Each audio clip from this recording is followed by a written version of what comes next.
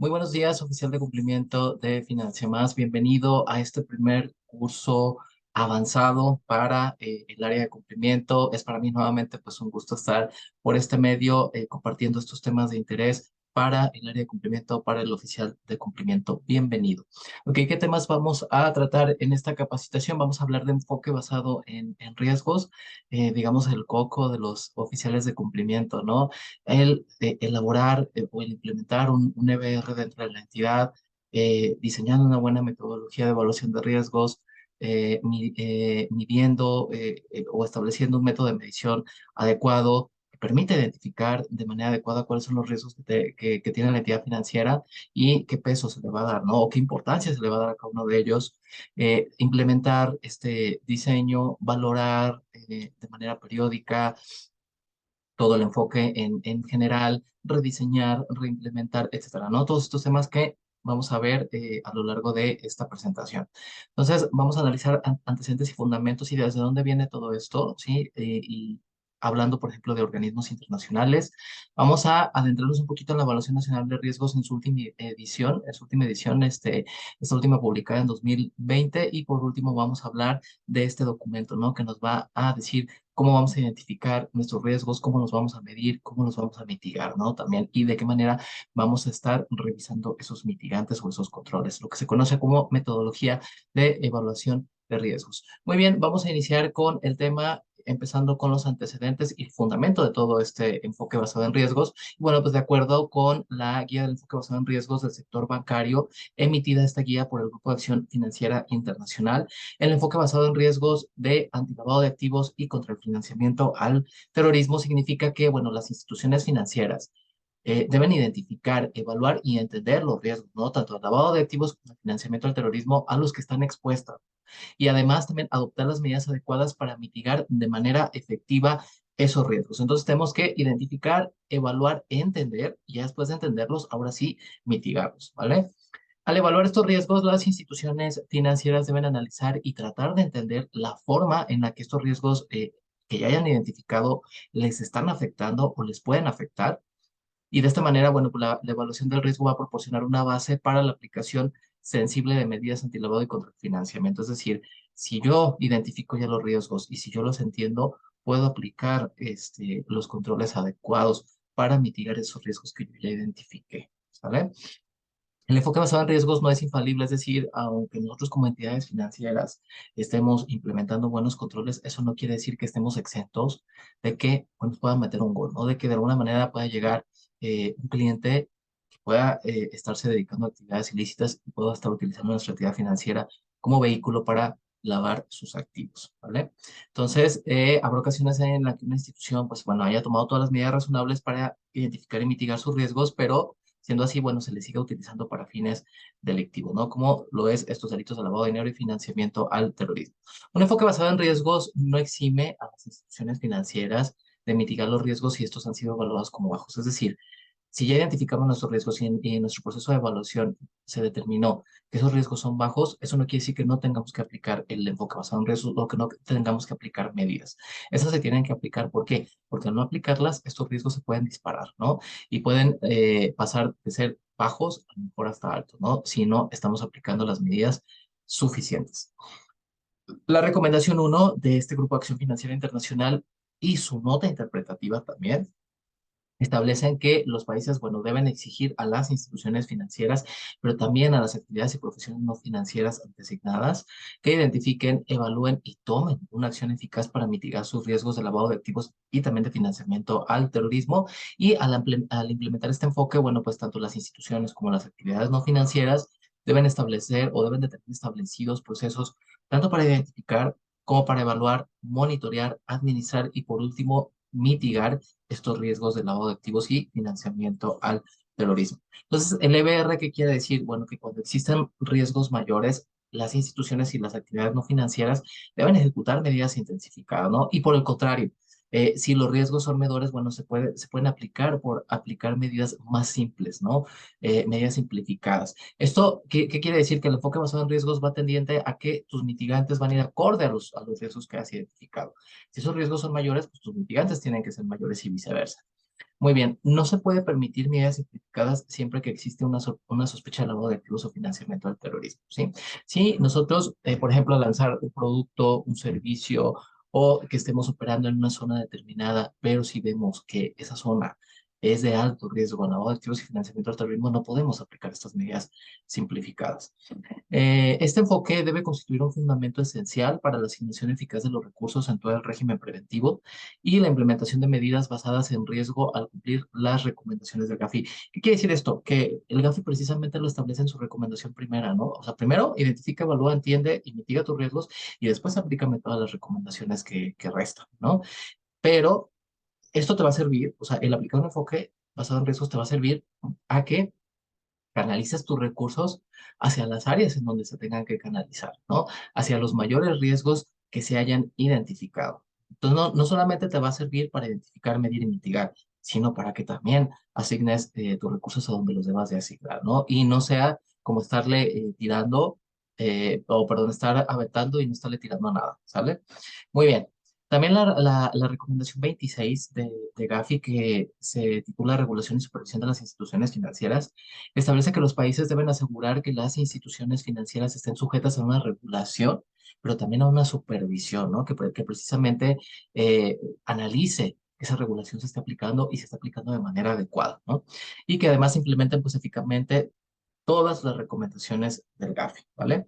La supervisión y vigilancia por parte de las autoridades para propósitos de antilavado de activos y financiamiento al terrorismo deben considerar el riesgo de lavado de dinero y de financiamiento al terrorismo en cada sector supervisado. Si no va a ser lo mismo supervisar, por ejemplo, un banco que supervisar un SOFOM o supervisar un centro cambiario o una unión de crédito, etcétera, ¿no? Son diferentes los riesgos, son diferentes los controles que se manejan y es diferente, ¿no? La forma de operar, ¿no? Y la forma en la que los criminales pueden utilizar a estas instituciones financieras, precisamente por su modelo de negocio. Perdón. La nota interpretativa de esa recomendación 26 establece que la adopción de un EBR a la supervisión de los sistemas y controles de prevención de las instituciones financieras permite a las autoridades de supervisión, perdón, permite a las autoridades de supervisión, bueno, pues dirigir los recursos hacia las áreas en las que se percibe la presencia de un riesgo mayor. Como resultado, las autoridades de supervisión pueden utilizar sus recursos de manera más eficaz. ¿Qué quiere decir también esto? No solamente nosotros como instituciones financieras, ¿no? Vamos a aplicar o vamos a encaminar nuestros recursos hacia los mayores riesgos que hayamos identificado. También el supervisor, también los supervisores deben de primero deben aplicar un EBR para la supervisión. Y en la supervisión deben de supervisar el EBR. ¿Qué quiere decir esto?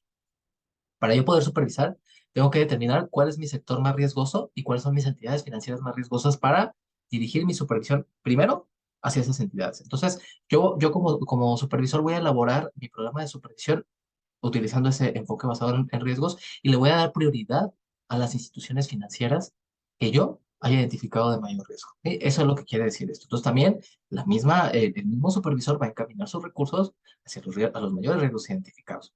Y una vez que esté supervisando, también tiene que verificar que se esté trabajando bajo un enfoque basado en riesgos, ¿vale? Y esto ya por parte de las instituciones financieras. Muy bien. Ahora, con este otro organismo internacional que se conoce como Comité de Supervisión Bancaria de Basilea, que recuerden, bueno, pues este se trata de ver un poquito más cuestiones prudenciales, de estabilidad de las instituciones financieras, capitalización, etcétera, ¿no? Pero también se enfoca en temas de prevención de lavado de dinero, ¿no? Y sobre todo en temas de riesgos. Y pues también elabora un documento en específico el cual señala, por ejemplo, estas tres líneas de defensa, ¿no? Y precisamente, perdón, si lo vemos aterrizado a lo que hacemos actualmente en las instituciones financieras, pues es lo mismo. Entonces, estas tres líneas de defensa, ¿cuáles son? Habla de unidades de negocio, es decir, todos aquellos que estén en relación con el cliente, que sean el primer contacto con el cliente, la cara de la entidad entre los clientes. Entonces, estamos hablando de promotores, ejecutivos de cuenta, ejecutivos comerciales, etcétera, ¿no? Todas estas personas que ofrecen los productos o servicios al público, que atienden al público, cajeros, etcétera, ¿no? Todas estas comisionistas, todas estas personas son la unidad de negocio, ¿no? Representan la unidad de negocio y son la primera línea de defensa. ¿Por qué? Porque ellos son los primeros que van a aplicar estas medidas antilavado, ¿no? ¿Por qué? Porque son los que van a estar frente al cliente, tienen la obligación de conocerlo y de alguna manera establecer una relación de prevención, ¿no? Con estos clientes.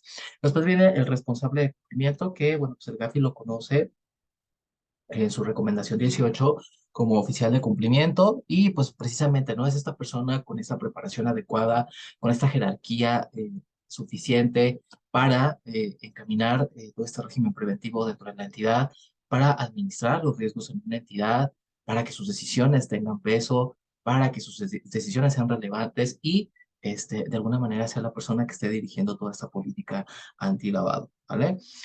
Y es como segunda línea de defensa, ¿por qué? Bueno, pues porque revisa de alguna manera, está al pendiente, está monitoreando las actividades que realiza la primera línea de defensa, ¿no? Que son las unidades de negocio.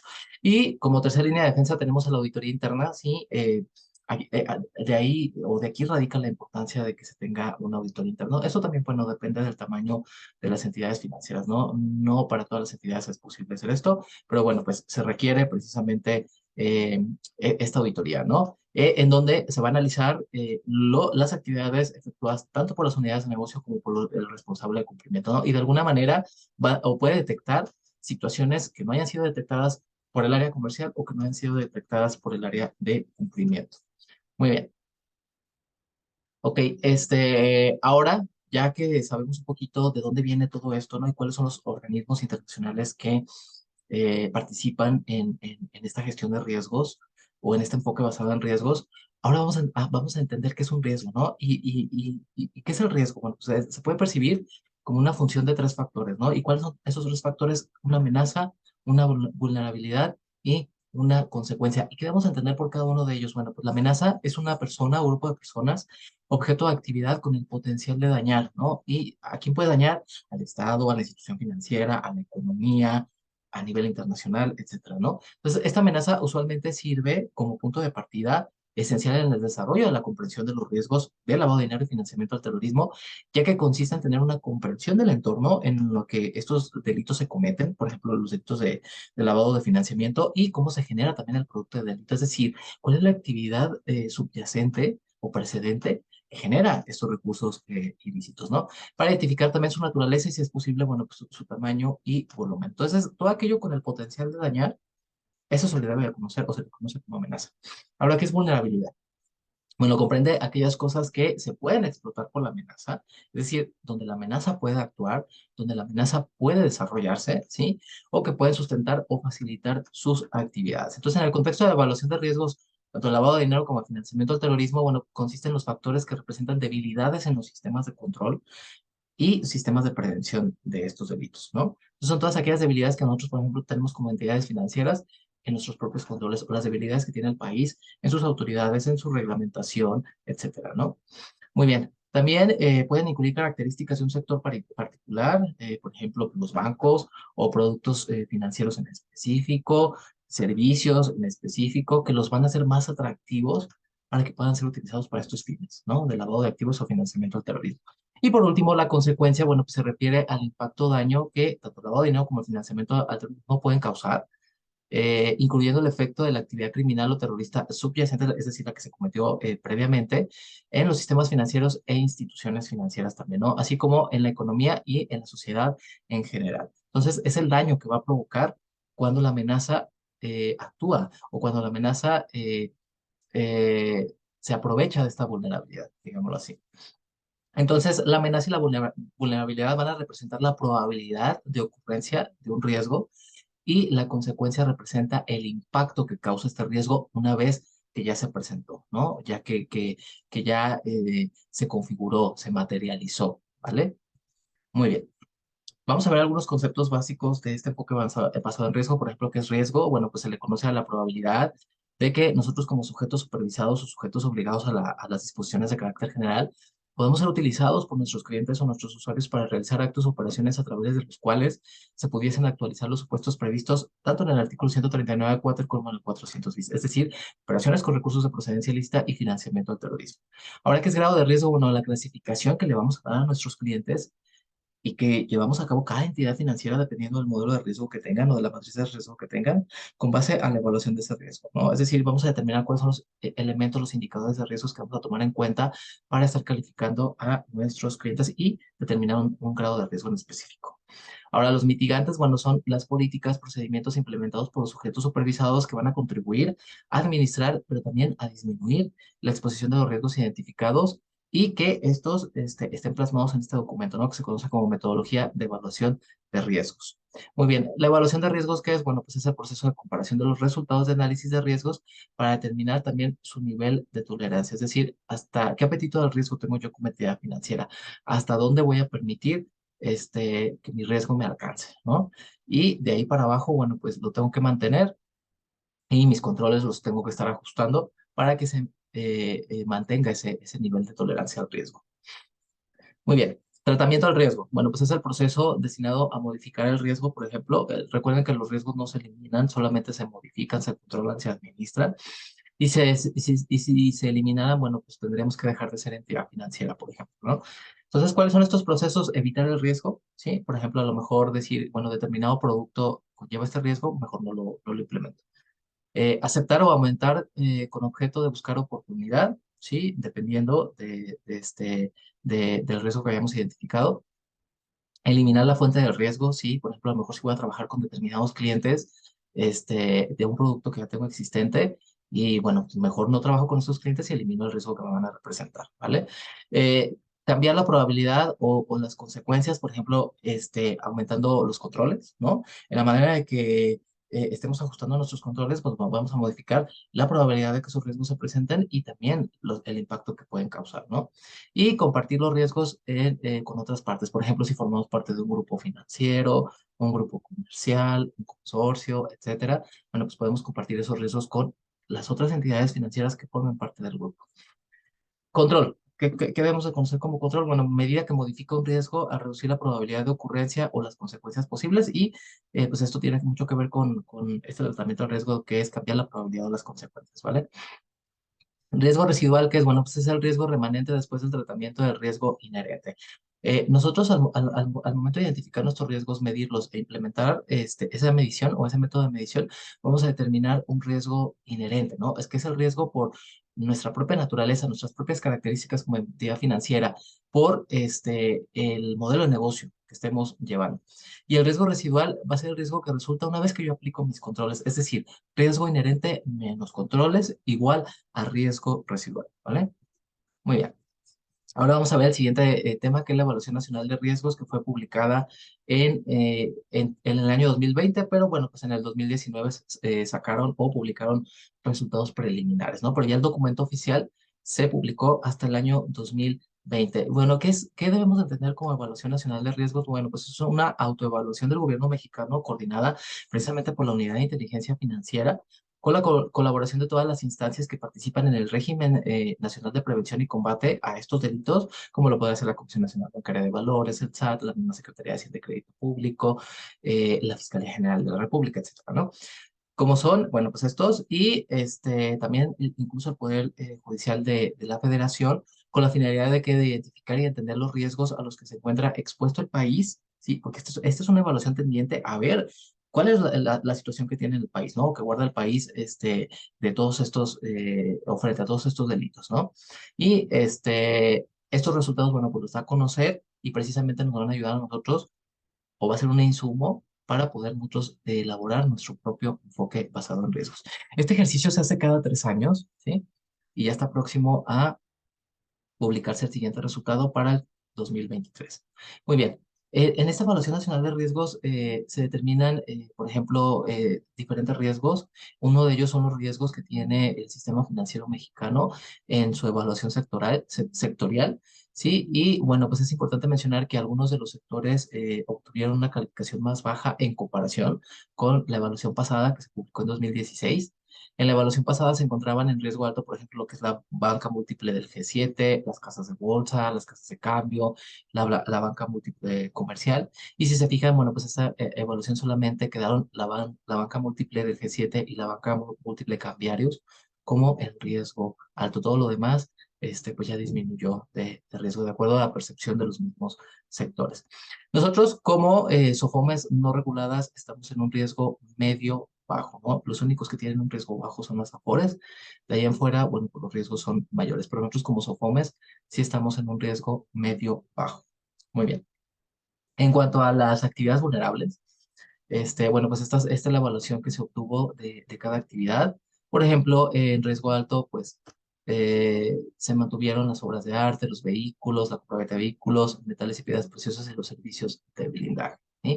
Y ya de ahí para abajo, bueno, pues sí hubo cambios. Por ejemplo, antes la transmisión de derechos sobre bienes inmuebles y desarrollo inmobiliario estaba en riesgo alto y ahora si se fijan, bueno, pues ya disminuyó a riesgo medio bajo y así otros sectores, ¿vale? Muy bien. Ahora, las actividades vulnerables, bueno, que obtuvieron una calificación más alta son distintas a las identificadas en la evaluación pasada. En la pasada se encontraban en riesgo alto la compra y venta de vehículos, el mutuo, el préstamo o crédito, la transmisión de derechos sobre inmuebles. En esta evaluación, bueno, son obras de arte, compra y venta de vehículos, compra y venta de metales y piedras preciosas, joyas o relojes, los servicios de blindaje, los que se encuentran en alto riesgo, ¿no? En esta ocasión son los que se encuentran en alto riesgo. Entonces, es decir, se han modificado y mitigado los riesgos en algunas actividades vulnerables, mientras que otras actividades han incrementado notablemente el riesgo, tal es el caso de los servicios de blindaje, ya que, bueno, pues en la evaluación del 2016 se encontraban en riesgo bajo. Muy bien. Ahora, también se determinaron los riesgos de lavado de dinero, ¿sí? ¿Y cuáles son estos riesgos que determinó el país? Bueno, en estos riesgos vamos a ver lo que representarían amenazas para el país, pero también lo que son vulnerabilidades, ¿no? Del propio país.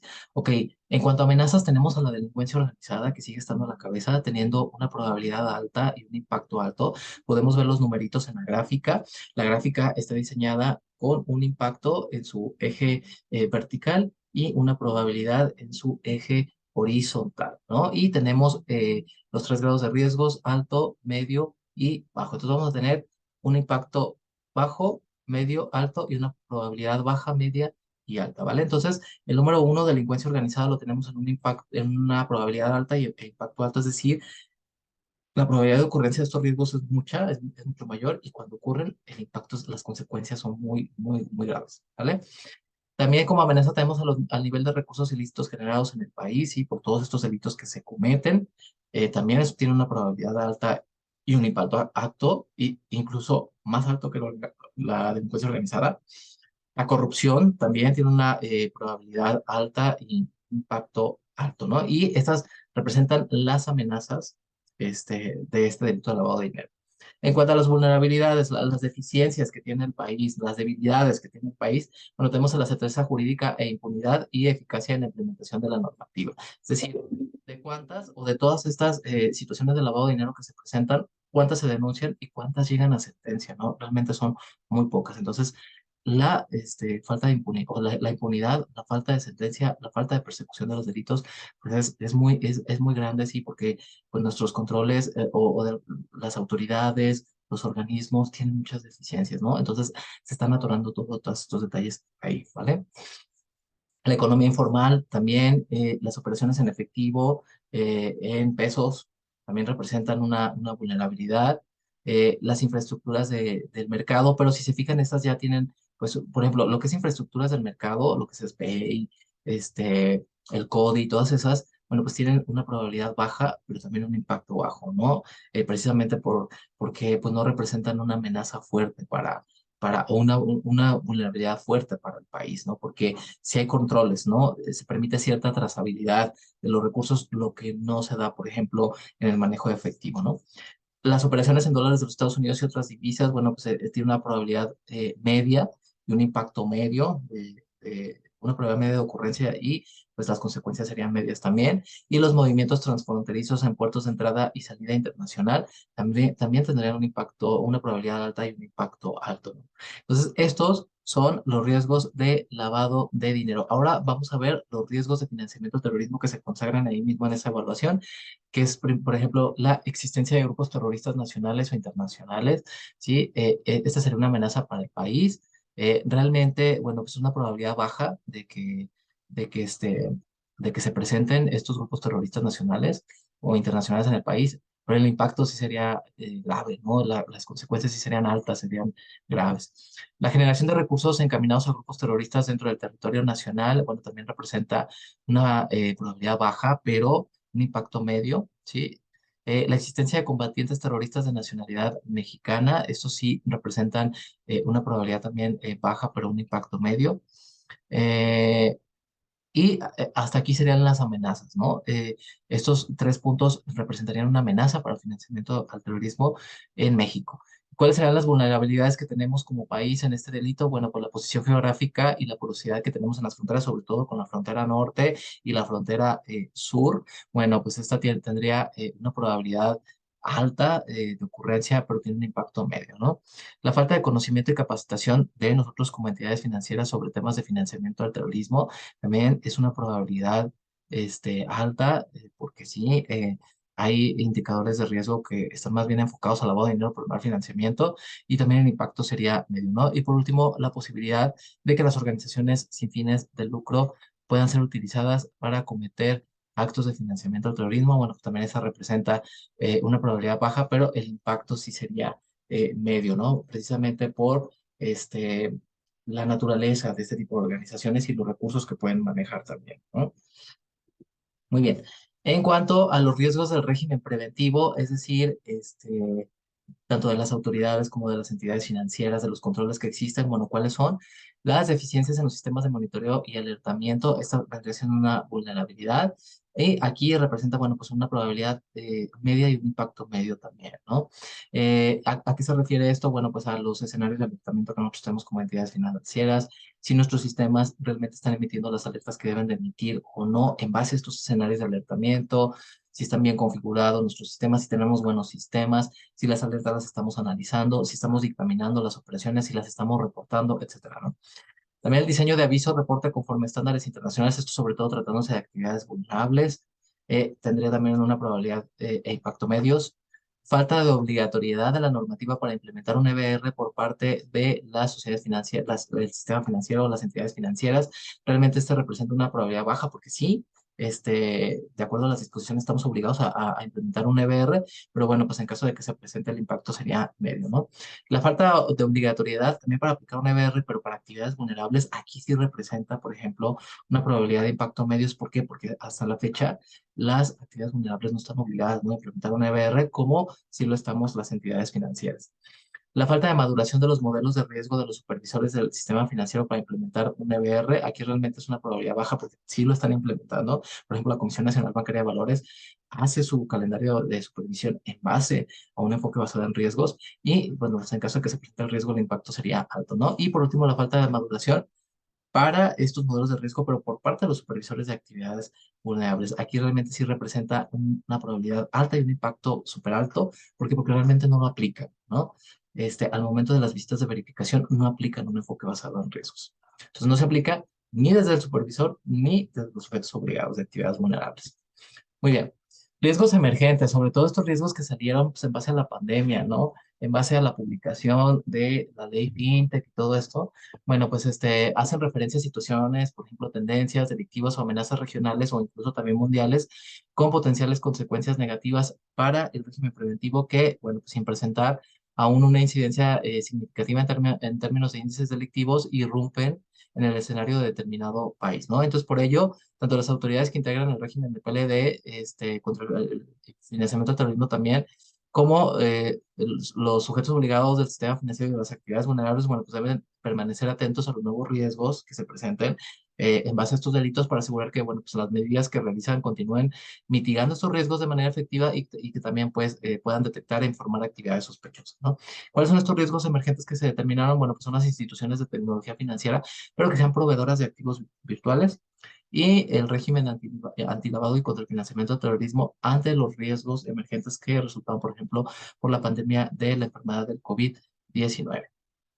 Entonces aquí en ambos tenemos tanto una probabilidad como un impacto altos, ¿no? Que representan para que sean utilizados para estos fines de lavado. Muy bien, vamos a ver el último tema de la capacitación del día de hoy, que es la metodología de evaluación de riesgos. Bueno, pues este documento es un documento que se debe diseñar e implementar para llevar a cabo una evaluación de riesgos a los que se encuentra expuesta, por ejemplo, una entidad financiera, un sujeto obligado de las disposiciones, un sujeto supervisado, derivado de que de los servicios o prácticas con las que opera y con los nuevos que pretenda operar incluso también, ¿no? Entonces, este documento debe establecer los procesos para identificar, medir y mitigar los riesgos, para lo cual, bueno, pues se debe tomar en cuenta los factores de riesgo que se haya identificado la misma entidad financiera, otros insumos o otros factores como lo vendría siendo, por ejemplo, la Evaluación Nacional de Riesgos que ya vimos, las actualizaciones que nos dio a conocer la Secretaría de Hacienda y otras fuentes, ¿no? Otros documentos como, ¿qué podría ser? Las mismas disposiciones de carácter general, por ejemplo, su capítulo 2 bis, que habla del enfoque basado en riesgos,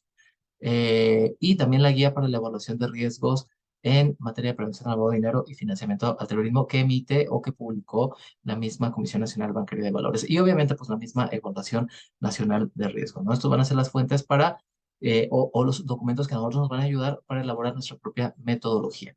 La metodología debe contemplar al menos las siguientes fases y estas fases son las fases del EBR. ¿Cuáles son? El diseño, la implementación y la valoración. Y dentro del diseño vamos a analizar cómo vamos a identificar nuestros riesgos, cómo los vamos a medir y cómo los vamos a mitigar. Muy bien, entonces en el diseño vamos a identificar los elementos de riesgo, ahorita vamos a ver a qué nos referimos con estos elementos de riesgo y van a estar encaminados por lo menos estos cuatro, ¿no? O vamos a tomar en cuenta por lo menos estos cuatro. Productos y servicios, clientes y usuarios, países y áreas geográficas y transacciones y canales de envío.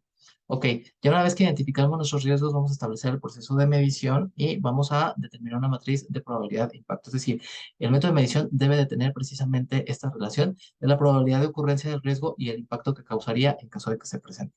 Y por último, vamos a diseñar nuestros mitigantes a nivel entidad financiera, a nivel elemento, pero también a nivel indicador, ¿sí? Con esa segmentación debe de estar diseñado nuestro modelo de medición de riesgos. Y estos mitigantes a nivel entidad financiera, bueno, pues son por lo menos, se debe de tener gobierno corporativo, administración de riesgos, control interno, estructuras, sistemas, políticas, procedimientos, capacitación, manuales, auditoría interna, etcétera, ¿no? Muy bien, ¿qué debemos entender por un elemento de riesgo? Bueno, pues son aquellos factores genéricos que se observan en el desarrollo de la actividad de las entidades financieras y que pueden afectar en mayor o menor medida el riesgo al que están expuestos, ¿no? Como los que ya vimos. ¿Y qué son los indicadores? Bueno, pues es el conjunto de características específicas de riesgo que permitan conocer y evaluar cómo y en qué medida se pueden encontrar expuesta o se puede encontrar expuesta la entidad a estos riesgos para cada uno de los elementos de riesgo identificados. Es decir, por ejemplo, si yo tengo mi elemento, productos y servicios, bueno, pues van a ser aquellas características de cada servicio o producto con el que opera la entidad financiera, bueno, que van a facilitar la relación de estas operaciones de lavado y de financiamiento, incluyendo entre otras, por ejemplo, el anonimato, la falta de identificación del cliente o de alguna persona involucrada al cliente, como lo puede ser un propietario real, puede ser un proveedor de recursos, los productos que manejen alto nivel de valor, productos que facilitan la transferencia de valor, entre otras, ¿no? Entonces, de mi elemento, productos y servicios, mi indicador de riesgo puede ser, por ejemplo, productos que facilitan la transferencia de valor, ¿no? Ahora, del elemento, por ejemplo, clientes usuarios, mis indicadores pueden ser, bueno, si se trata de una persona física, si se trata de una persona moral, a lo mejor es más riesgosa una persona moral que una persona física por todos estos tipologías que hemos visto en donde nos señalan, ¿no? ¿Sabes qué? Pues las empresas fantasma o las empresas fachadas son muy utilizadas por las organizaciones delictivas para simular operaciones y lavar recursos, ¿no? Por ejemplo, de países y áreas geográficas, bueno, pues si son países que aplican regímenes fiscales preferentes, si son países no cooperantes, de alto riesgo, etcétera, ¿no? Y transacciones y canales de envío, bueno, pues si son presenciales o no presenciales, si yo tengo ventanillas de atención al público, si tengo eh, cajeros, banca móvil, banca electrónica, etcétera. ¿no? Todos esos medios por los cuales yo me vinculo o el cliente se puede vincular conmigo como entidad financiera, ¿no? Y cuál representa más riesgo, ¿no? ¿Qué instrumentos monetarios voy a manejar? Si manejo mucho efectivo, si manejo transferencias solamente, si manejo solo cheques, SPAY, etcétera, ¿no? Esos precisamente son cada uno de los indicadores que se van a, o que le van a dar valor o que van a aportar valor de riesgo a cada uno de los elementos, ¿no? Ok, vamos a ver las fases del diseño de la metodología, que primero vamos a poner la identificación de los elementos e indicadores de riesgo. Ya sabemos que es un elemento, ya sabemos que es un indicador de riesgos, y esto nos va a explicar cómo y en qué medida se puede encontrar expuesto al riesgo la entidad, ¿no? Considerando al menos pues, los que ya vimos, ¿no? Productos, servicios, áreas geográficas, transacciones, canales de envío, clientes, usuarios, etcétera, ¿no? Y vamos a tomar en cuenta, pues también para esto, pues la evaluación nacional de riesgo, ¿no? Después de que identificamos estos riesgos, vamos a elegir la forma en la que los vamos a medir, es decir, vamos a elegir el método de medición, ¿no? De estos riesgos, asignando un peso a cada uno de los indicadores de riesgo, que a su vez asignan el riesgo por elemento y que todos los riesgos de estos elementos asignan el riesgo a la entidad financiera, ¿vale? Y por último, en el proceso de diseño, bueno, vamos a establecer los mitigantes en función del nivel de riesgo que ya hayamos detectado, considerando también el nivel de tolerancia que nosotros hayamos aceptado, ¿no? Como entidad financiera. Muy bien, para la identificación de los riesgos, bueno, pues en este proceso se debe definir el universo de elementos que vamos a tomar en cuenta, por lo menos tomando estos cuatro que ya mencionamos, de ahí pues pueden surgir otros. También debemos de determinar cuáles indicadores van a corresponder a cada uno de los elementos de riesgo y bueno, pues estos indicadores podrán ser numéricos, cualitativos y como apoyo, bueno, pues se pueden utilizar fuentes de información como, por ejemplo, estadísticas de alertamientos, reportes de operaciones inusuales emitidos a la autoridad, las mismas tipologías, por ejemplo, emitidas por la Unidad de Inteligencia Financiera, estadísticas sectoriales de riesgo que nos va a conocer el supervisor, por ejemplo, histórico de operaciones de la entidad, entre otros factores, ¿no? Entonces nos van a ayudar a decir, bueno, cuáles son los riesgos que yo puedo tener, ¿no? En base a un histórico que yo tenga. Para ello podremos apoyarnos de los siguientes cuestionamientos, ¿no? Es decir, el grupo de expertos debe reunirse y decir, bueno, en base a esto, yo me voy a hacer estas preguntas y en base a mis respuestas voy a determinar cuáles son mis indicadores de riesgos. Por ejemplo, para el elemento productos y servicios, ¿qué nos debemos de preguntar? ¿Cuáles son las características que debería tener un producto o servicio para que sea idóneo para realizar o prestar ayuda a la realización de cada una de las etapas, tanto de lavado de dinero como de financiamiento del terrorismo, ¿no? Por ejemplo, el elemento clientes usuarios, bueno, ¿cuáles son los tipos de personas que han estado vinculadas en estas operaciones o en estos delitos, ¿no? Y cuáles son sus características principales. Para el elemento países y zonas geográficas, bueno, ¿cuáles son las características que hacen más susceptibles a ciertos países o a ciertas zonas geográficas para que sean utilizados para estas operaciones, estos delitos? Y para los canales de envío o distribución, bueno, ¿cuáles son las características en cuanto al tipo, monto, frecuencia, naturaleza, instrumento monetario, forma, lugar, medio de pago, que son más susceptibles de ser usados o prestar ayuda a la realización de operaciones de lavado de dinero o de financiamiento al terrorismo? Muy bien. Ok, entonces, bueno, nosotros como sujetos obligados debemos clasificar también a nuestros clientes en base a nuestra propia metodología. Es decir, la metodología no solamente nos va a ayudar para determinar el riesgo que tiene la entidad, ¿no? En base a su modelo de negocio, sino también nos va a ayudar para establecer una forma o un modelo de clasificación de riesgos para nuestros clientes, ¿no? Entonces la podemos dividir en dos. Yo siempre digo que dividimos en dos la aplicación de un enfoque, ¿no? O la elaboración de una metodología. Por una parte determinas cómo vas a determinar el riesgo de tu entidad, pero también por otra parte determinas el modelo de riesgo que vas a utilizar para clasificar a cada uno de tus clientes, ¿no? ¿Qué matriz de riesgo vas a implementar en tu sistema? Y de qué manera vas a poder obtener estas clasificaciones. Muy bien, entonces aquí nosotros como sujetos obligados podemos establecer tantos niveles de riesgo como queramos, siempre y cuando partamos de lo mínimo que nos establecen las disposiciones, ¿no? ¿Qué nos dice? Para personas físicas, por lo menos obtén dos clasificaciones, alto y bajo. Y para personas morales, alto, medio y bajo. De ahí puedes tener tantas clasificaciones como tú, clasificaciones intermedias como tú desees, ¿no? Pero obviamente, mientras más simple sea el modelo de clasificación de riesgos, pues mejor para la entidad.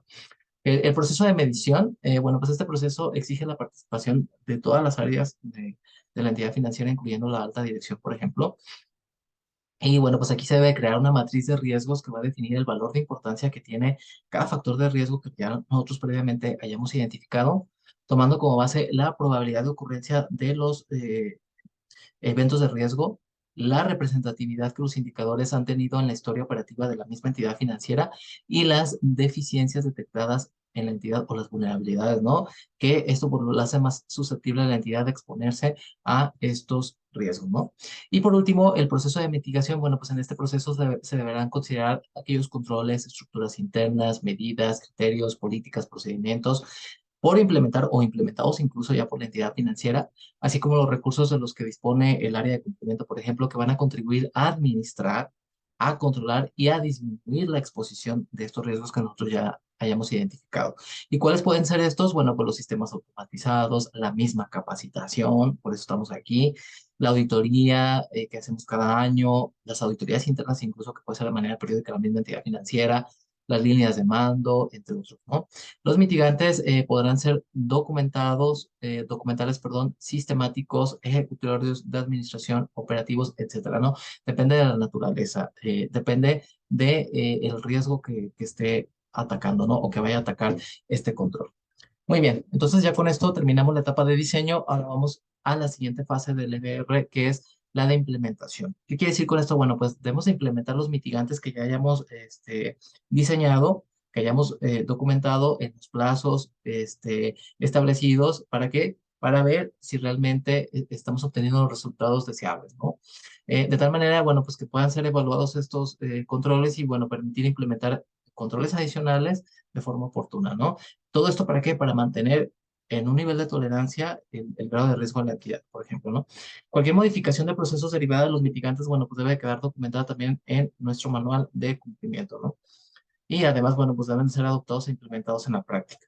Y una vez concluida la implementación, bueno, pues se debe de verificar, se deben de revisar los resultados que ya se hayan obtenido, ¿no? Y si realmente los riesgos identificados, el porcentaje, los mitigantes han sido adecuados o hay algo que modificarse, ¿no? Y esto nos va a dar entrada a la última fase del EBR, que es la valoración, ¿no? ¿En qué consiste la valoración? Bueno, pues el cumplimiento y los resultados de las obligaciones derivadas precisamente de este enfoque basado en riesgos deberán ser revisados y actualizados cada 12 meses y constar por escrito como mínimo, ¿no?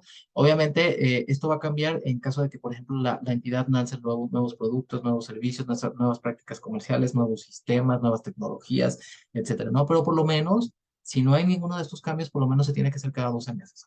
La valoración deberá ser un proceso continuo que, bueno, pues en caso de que demande una reestructura del modelo de gestión de riesgos, se pueda modificar también en cualquier momento y documentarse los resultados que motivaron, por ejemplo, el cambio, la identificación de las deficiencias, la medición y establecimiento de nuevos o mayores litigantes y pues también por consiguiente la modificación de nuestro manual de cumplimiento. ¿Qué quiere decir esto? Debemos documentar, ¿no? Este ejercicio de valoración y en caso de que sea necesario aumentar o cambiar nuestros controles o modificar nuestro manual de cumplimiento, debe de haber una previa justificación para ello, ¿vale? Muy bien. Con esto terminamos el tema del día de hoy. Cualquier duda, cualquier comentario, pues estoy disponible en los canales de comunicación que tenemos. Agradezco muchísimo la atención prestada. Espero haya sido de mucha utilidad. Y bueno, pues nos vemos muy pronto para el próximo curso. Muy buenas tardes, hasta luego.